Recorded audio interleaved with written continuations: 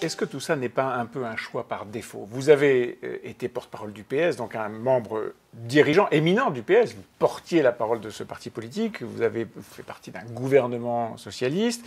Vous avez appelé à voter La République En Marche au premier tour, Emmanuel Macron. Et puis hop, vous n'avez plus d'attache au PS et La République En Marche ne vous a pas donné d'investiture.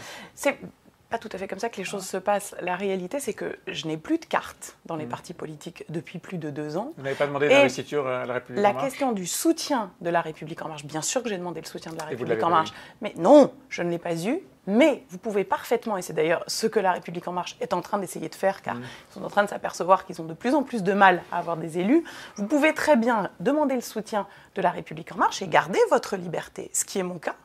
Ce qui a été également mon cas. Sauf que le maire actuel de Montrouge, où vous vous présentez, il est soutenu, il est membre de l'UDI, c'est un centriste, il est soutenu par le MoDem et il est soutenu par La République En Marche. C'est exactement l'une des raisons qui font que la vie politique aujourd'hui est si attrayante, c'est que les citoyens en ont assez des partis installés. Vous savez, quand on a... Vous me dites, vous avez le soutien de La République En Marche, comme le maire sortant? Non. Qui se présente contre vous, contre lequel vous vous présentez? On va remettre de la clarté. S'il vous plaît. Aujourd'hui, je suis une candidate libre. Je n'ai le soutien d'aucun parti et je ne réclame aucune étiquette. Certains ont essayé de m'en accrocher. Je ne veux aucune étiquette politique. Plus aucune étiquette. Est-ce que vous n'avez pas essayé d'en avoir? Je ne veux plus. Est-ce que c'est pas une posture commode parce que vous n'avez pas réussi à les avoir? Mais vous prenez toujours les choses de la façon la plus j'essaie de comprendre la démarche. Cynique possible. Non, la démarche est la suivante. La démarche est la suivante. J'ai créé une association il y a une dizaine d'années qui s'appelle L'Avenir n'attend pas et qui disait qu'il faut que les responsables politiques s'appuient sur les associations, sur le terrain et co-construisent leurs projets. Aujourd'hui, c'est vrai que je suis déçue par les partis politiques. C'est vrai que je n'ai pas de carte dans les partis politiques. J'ai quitté le Parti socialiste il y a plus de 2 ans. C'était un divorce par consentement mutuel.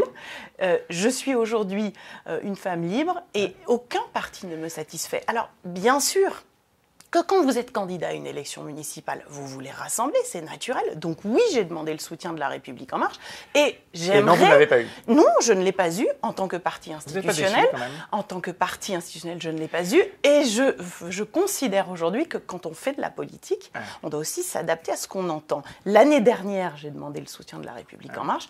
Aujourd'hui, presque 1 an après, je me dis heureusement que je ne l'ai pas eu, car ce que j'entends sur le terrain, c'est que la démarche que nous avons lancée avec toute l'équipe des citoyens qui me soutiennent, c'est une démarche sans parti.